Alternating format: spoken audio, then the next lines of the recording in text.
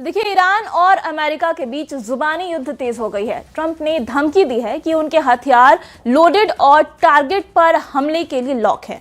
इसके जवाब में ईरान ने कहा है कि वो 6 सेकंड में अमेरिका के हमले का जवाब देने के लिए तैयार है। ईरान ने युद्ध के दूसरे राउंड में सैकड़ों मिसाइलों से हमले का रिहर्सल किया है और उधर रूस और चीन युद्ध में ईरान के साथ खुलकर सामने आ गए हैं और पुतिन ने एटमी हथियारों की टेस्टिंग खाड़ी वॉर में करने का सिग्नल भी दे दिया है।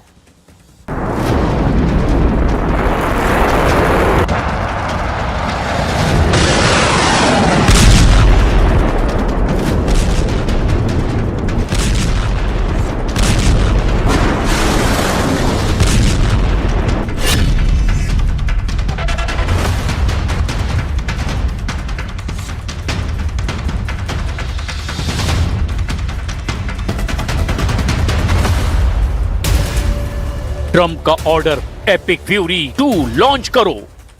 ईरान का ऐलान, हॉर्मूज को बना दो कब्रिस्तान। एक बार फिर से खाड़ी युद्ध भड़क गया है। हथियार तान दिए गए हैं। बारूदी तांडव शुरू हो चुका है। ट्रंप चाहकर भी खुद को रोक नहीं पाए हैं। 26 बार हमलों का ऑर्डर देकर पलटने के बाद बौखलाए ट्रंप ने अब ईरान पर कहर ढाने का फुल मूड बना लिया है।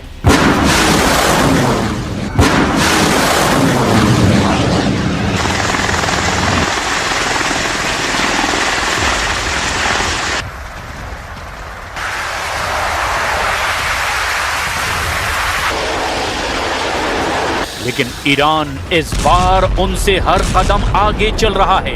ईरान अब अकेला नहीं है। ईरान को खुल्लम खुल्ला सपोर्ट मिल रहा है।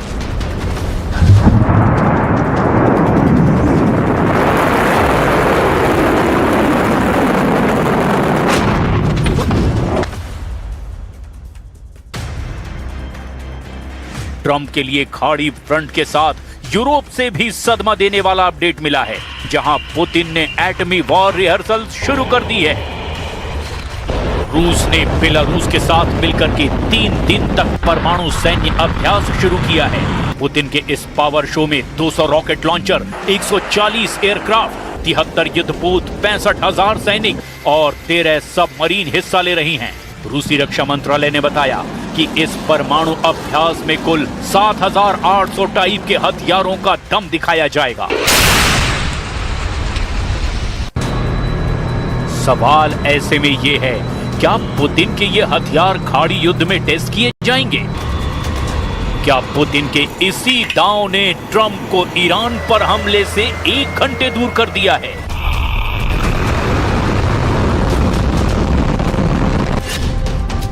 ट्रंप ने ईरान को दिए 60 मिनट, मुस्तफा ने अमेरिका को दिए हैं सिर्फ 6 सेकंड।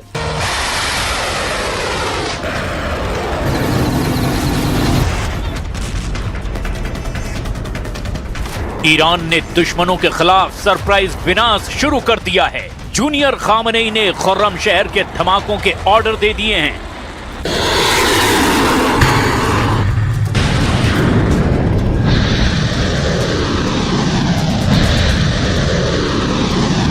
ईरान फिर से शाहिद ड्रोन की तबाही का तांडव दिखाने जा रहा है। खाड़ी में दुश्मन देशों पर हमलों की टाइमलाइन बन चुकी है। ईरान के सुप्रीम लीडर ने ट्रंप को पैगाम भेजा है कि अमेरिका के हमलों के सिर्फ 6 सेकंड बाद सरप्राइज विनाश शुरू हो जाएगा।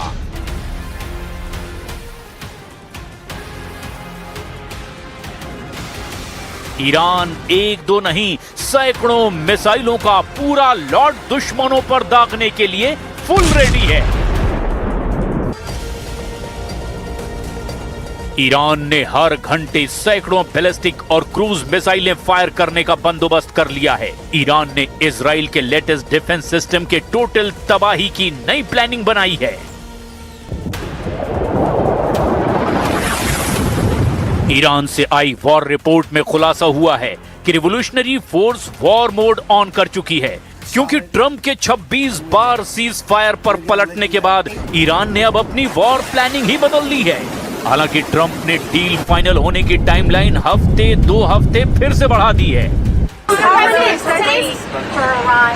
Well, I mean, I'm saying 2 or 3 days, maybe Friday, Saturday, Sunday, something, maybe early next week, a limited period of time. Because we can't let them have a nuclear weapon. मगर Trump ने emergency war meeting बुला करके Iran को बहुत ज्यादा गुस्सा दिला दिया है। इजराइल में अमेरिकी जंगी हथियारों की इन तस्वीरों ने भी अब मोस्तफा के लड़ाकों को बौखला दिया है। तेल अवीव में अमेरिकी जंगी हथियारों का जमावड़ा फिर लग गया है। जंगी जेट, रिफ्यूलिंग टैंकर, विमान, विस्फोटक मिसाइलें ईरान पर लॉन्चिंग के लिए अब पूरी तरह से तैयार हैं। यूएस एयरफोर्स इजराइल के बेन गुरियन एयरपोर्ट को इस बार वॉर हेडक्वार्टर बना चुकी है। अमेरिकी उपराष्ट्रपति जेडी वेंस ने धमकी दी है कि अमेरिकी सेना हथियारों को लोड ही नहीं, हमले के लिए लॉक कर चुकी है। So as the president just told me, we're locked and loaded. We don't want to go down that pathway, but the president is willing and able to go down that pathway if we have to.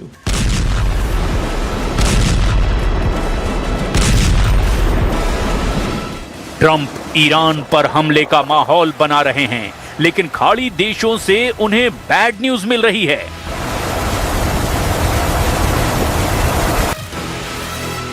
America को Saudi अरब और संयुक्त अरब अमीरात ने 24 घंटे में 2 बड़े shock दे दिए हैं। सऊदी और यूएई दोनों ने अमेरिकी ट्रेजरी से अपनी जमा पूंजी निकालनी शुरू कर दी है।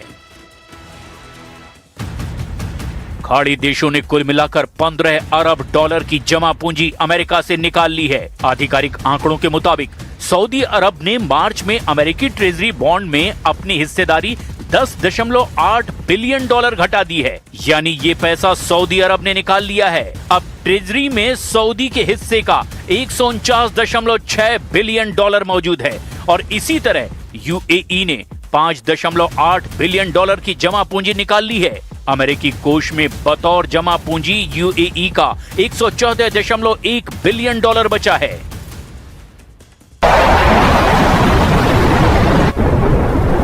खाड़ी के 2 सबसे वफादार देशों ने ईरान पर हमले में अमेरिका का साथ न देने का ऐलान तक कर दिया है। अब मुमकिन है कि ट्रंप इसीलिए भी फिलहाल हमले को लेकर कंफ्यूजन में हैं। लेकिन सिर्फ खाड़ी देशों की वजह से ऐसा हुआ, इजराइल को इस बात पर यकीन नहीं। मीडिया रिपोर्ट्स बता रही हैं कि ट्रंप ने जो कहा वो सिर्फ आधा सच है। उन्होंने हमला इसीलिए टाल दिया क्योंकि वॉर सीन में रूस और चीन की एंट्री हो चुकी है। अमेरिका के दुश्मनों ने ईरान को 41 दिनों के अंदर अजेय बना दिया है। पश्चिमी मीडिया रिपोर्ट के मुताबिक रूस ने ईरान को अमेरिकी सेना के बारे में ऐसी इंटेलिजेंस इनपुट दे दी है जिससे कि ट्रंप फोर्स की पावर हाफ हो गई है। मसलन रूस की मदद से ईरान अब अमेरिकी फाइटर जेट और बॉम्बर के उड़ान भरने के पैटर्न को जान चुका है। ईरान के पास अमेरिकी जंगी पायलटों की जानकारी है। हवा में रिफ्यूलिंग का समय, इलेक्ट्रॉनिक जैमिंग का तरीका भी रिवॉल्यूशनरी लड़ाकों को पता चल चुका है। पुतिन ने ट्रंप की एयर पावर पर चोट पहुंचाई है तो चीन ने ईरान की डिफेंस लेयर को चट्टान जैसी मजबूती दे दी है। चीन ने ईरान की हवाई सुरक्षा को मजबूत बनाने के लिए ईरान के सिस्टम को अपग्रेड किया है। एडवांस बनने के बाद अब ईरान अमेरिकी मिसाइल को रोकने में 100% कामयाब हो सकता है। डिफेंस के साथ ये सिस्टम अमेरिकी जंगी जेट को मार गिराने के हथियारों से भी लैस हो चुके हैं। ट्रंप ने ईरान को बैकअप दे रहे रूस चीन के खतरे को सही समय पर देखकर स्टैंड बदला है, लेकिन इजराइल ने रहम नहीं दिखाने का ऐलान कर दिया है। इजराइल में नेतन्याहू वॉर कमांडर के साथ ताबड़तोड़ मीटिंग कर रहे हैं। इजराइल ने ईरान के लड़ाका ग्रुप पर बमबारी तेज कर दी।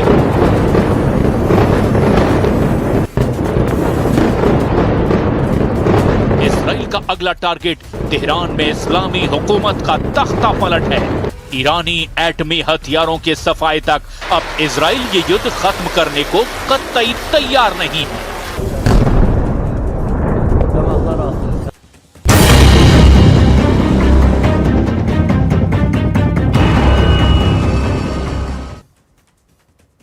इजराइल लेबनान जंग में तुर्की फिर से एक्टिव हो गया है। तुर्की के राष्ट्रपति एर्दोगन ने कहा है कि इजराइल के खिलाफ पूरी दुनिया को एक्शन लेना चाहिए। उधर 24 घंटे में इजराइल की सेना ने हिजबुल्लाह के 25 से ज्यादा ठिकानों पर हमले कर दिए हैं। हिजबुल्लाह ने भी दक्षिणी लेबनान से आईडीएफ की मिलिट्री ब्रिगेड को पीछे धकेलने का दावा किया है।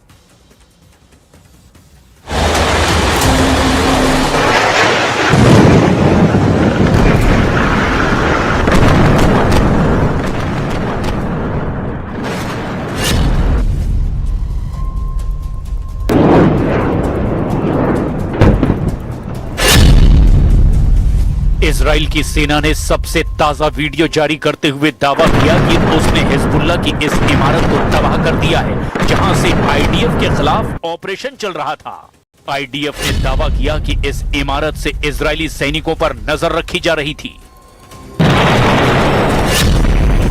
दूसरे वीडियो के जरिए इजराइल ने दक्षिणी लेबनान में बिन्त जेबिल में हिजबुल्लाह के खिलाफ ग्राउंड ऑपरेशन का वीडियो जारी किया, लेकिन इजराइल का पूरा ऑपरेशन इससे कहीं ज्यादा खौफनाक है।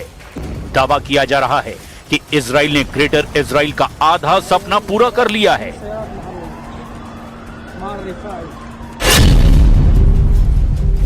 क्या इजराइल ने खाड़ी का नक्शा बदल दिया है?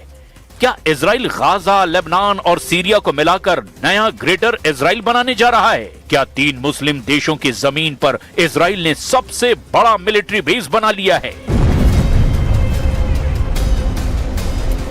लेकिन हिजबुल्लाह के जारी वीडियो ने इस जंग को और डरावना बना दिया है। ईरान के सबसे ताकतवर प्रॉक्सी हिजबुल्लाह ने एक वीडियो जारी कर दावा किया कि उसने दक्षिणी लेबनान के अय्यादा शहर में इजरायली सेना को खदेड़ दिया है। कई रिपोर्ट में दावा किया गया कि हिजबुल्लाह के लड़ाकों ने आईडीएफ की 226वीं ब्रिगेड मुख्यालय से इजराइल का झंडा तक उतार कर नीचे फेंक दिया।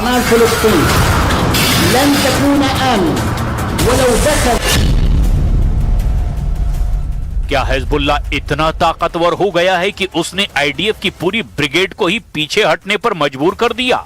इजराइल दक्षिणी लेबनान में बफर जोन बना रहा था। पीछे हटने का मतलब क्या इजराइल ने इसका लक्ष्य पूरा कर लिया है या फिर युद्ध लड़ने की कीमत बढ़ गई है? क्या हिजबुल्लाह की जीत का दावा हमास के अल कसम ब्रिगेड की तरह है जैसे उसने 7 अक्टूबर के हमले के बाद किया था?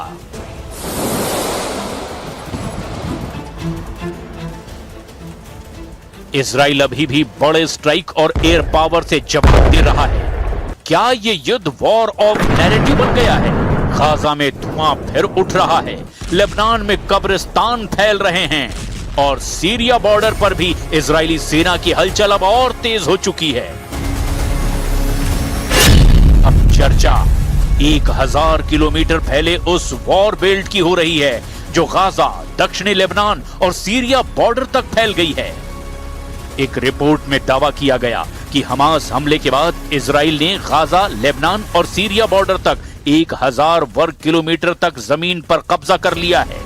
यूनाइटेड नेशन के मुताबिक गाजा में करीब 20 लाख लोग अब सिर्फ 40% हिस्से में ही रह रहे हैं। रिपोर्ट के मुताबिक आईडीएफ ने माउंट हार्मोन से लेकर दक्षिणी सीरिया तक करीब 233 वर्ग किलोमीटर तक अपनी पकड़ मजबूत बना ली है। लेबनान में इजराइल की सेना 10 किलोमीटर अंदर तक पहुंच गई है। इजराइल अब इन इलाकों में परमानेंट सिक्योरिटी जोन बना रहा है। तो क्या इजराइल मिडिल ईस्ट में ग्रेटर इजराइल के टारगेट की तरफ काफी तेजी से काम कर रहा है? इसकी वजह से खाड़ी देशों को अब डर सता रहा है कि इजराइल का ये कब्जा मिडिल ईस्ट को लंबे वक्त के लिए युद्ध में ना धकेल दे। הנחישות להכות את מבקשי נפשנו בעומק שטחם, הרחק מגבולותינו. אזורי החיץ שיצרנו סביבנו, בעזה, בלבנון, בסוריה, כל אלה שינו את פני המזרח התיכון. אנחנו נוסיף להיאבק בתקיפות בכל איום של האסלאם הרדיקלי. בד בבד נרחיב את שיתוף הפעולה עם הגורמים המתונים באזורנו שהפנימו את היתרונות של הושטת יד לישראל. लेकिन इजराइल की जंग की कहानी उसके बफर जोन तक सीमित नहीं है। दावा दरअसल ये है कि इजराइल ने पिछले 1.5 साल की जंग में लेबनान में 3000 से ज्यादा लोगों को मार गिराया है। लेकिन सवाल यह भी है कि क्या 3000 में सब के सब हिजबुल्लाह के लड़ाके थे? लेकिन लेबनान की स्वास्थ्य एजेंसी और इंटरनेशनल रिपोर्ट में हिजबुल्लाह के लड़ाकों के साथ आम नागरिकों के भी मारे जाने की बात सामने आई है। जंग के 3 साल में इजराइल ने दक्षिणी लेबनान को धुआं धुआं कर दिया। कई इलाके खंडहर हो चुके हैं। आईडीएफ के फाइटर जेट बेरूत तक पहुंचे, लेकिन हिजबुल्लाह अभी भी जवाब दे रहा है। रात के अंधेरे में उसके फाइटर ऑप्टिक ड्रोन इजराइल सेना के रडार को चकमा देकर स्ट्राइक कर रहे हैं। लेबनान और इजराइल की जंग में मौत का पहिया एक लूप की तरह घूम रहा है। हर स्ट्राइक के बाद धूल में लाशें, हर जवाबी हमले के बाद और ज्यादा खून। लेबनान टूटता जा रहा है, लेकिन हिजबुल्लाह जिंदा है। सीज फायर के बीच भी हिजबुल्लाह के लड़ाके इजरायली सैनिकों पर रोज 10 से 30 अटैक कर रहे हैं। इसमें से 70 से 80% हमला वो रॉकेट से कर रहे हैं, जबकि ड्रोन हमले को हिजबुल्लाह ने 50% तक कर दिया है। कुछ रिपोर्ट में दावा किया गया कि हिजबुल्लाह के पास अभी भी 25,000 के आसपास रॉकेट और मिसाइलें बाकी हैं। और यही वजह है कि नेतन्याहू बार बार कह रहे हैं कि वो तब तक हिजबुल्लाह और हमास के खिलाफ युद्ध लड़ेंगे जब तक उन्हें भरोसा नहीं हो जाता कि ये दोनों उनके लिए आगे खतरा नहीं बनेंगे। אינני פקוחה גם לגבי איראן. אני אשוחח היום, כפי שאני עושה מדי כמה ימים, עם ידידנו הנשיא טראמפ, אשמע בוודאי רשמים על נסיעתו מסין, ואולי גם על דברים אחרים. בוודאי שיש הרבה אפשרויות, אנחנו ערוכים לכל תרחיש.